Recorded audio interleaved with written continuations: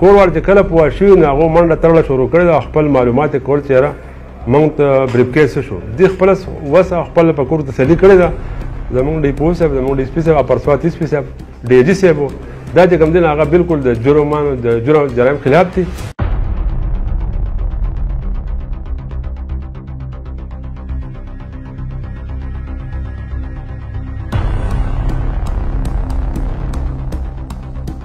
بسم الله الرحمن الرحیم. دا د صادق حسین ولد ګل پشمداره سکنه دروش خیله دا خو راره دی او د خپل ترونکر راغله خپل ترونکر چې ملزم نه شاه محمود ولد بختور مټه خړړی کول نه دی الته دا وګر راغله نو الته یو بریف کیس پروت دی په بریف کیس کې روپۍ و سونه و د پلاس کې هغه سره د کور وته دی په مخه کور ور چې کله پوه شي نو هغه منډه تړله شروع کړې خپل معلومات کول چې موږ ته بریف کیس شو دوی خپل وس خپل په کور تسلي کړې ده چې دوی د بریف کیس نه مې بیا راغله ته موږ ته چوکۍ ته راپورټ وکړو چې راوړو موږ له پرچه ورکړه پرچه د په دې الګ باندې ډایرکټ داوداري وکړه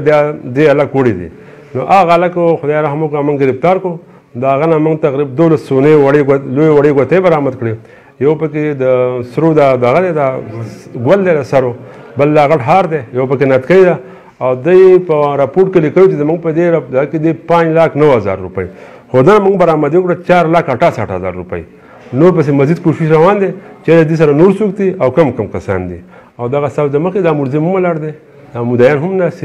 نو الله رحم وکړو په 24 غنټې نه مهینه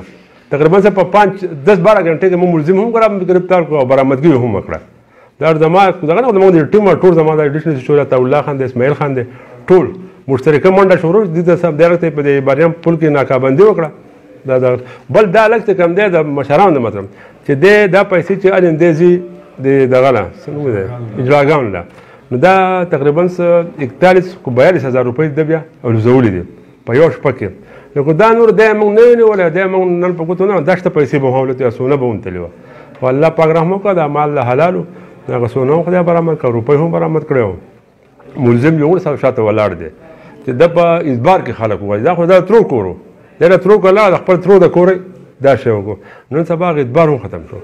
داسې واقعات نن زموږ ډیپو صاحب او شفیع الله خان ګنداپور چې کوم دی هغه بالکل دا نه برداشت کوي داسې چې هغه د څنګه د خبر نه خبر شي نو هغه لکه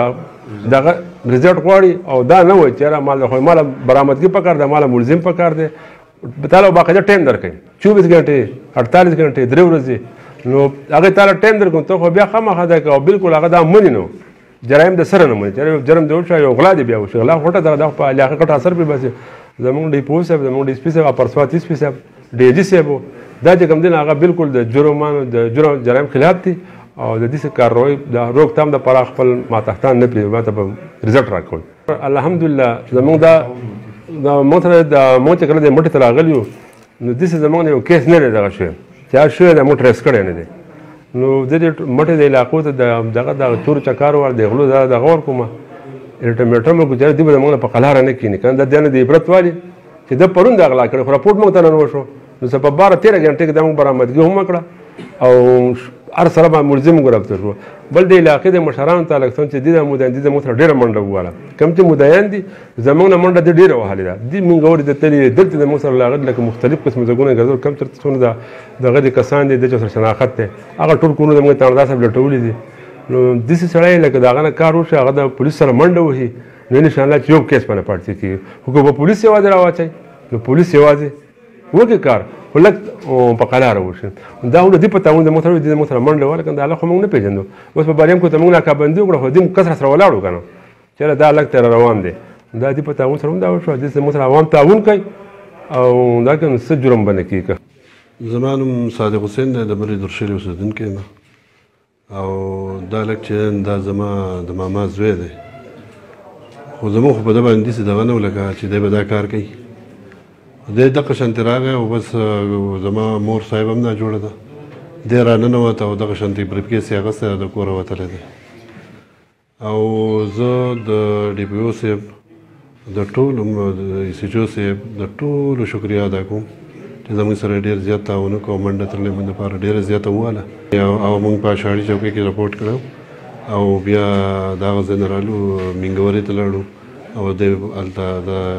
څه چې دي د هلته برآمد شي لکه دا دلته برآمد شوي دي خو د دوی په تعاون باندې د دوی په دغه باندې د سره زیات دغه شوی نه زمونږ د خپل پلار نه د غلا کړي د 3.5 لک روپۍ د وړي دي د خپل پلار نه کړي موږ ته هېڅ هم نه ښکاري وو خو د خپل پلار نه هم کړی دا کار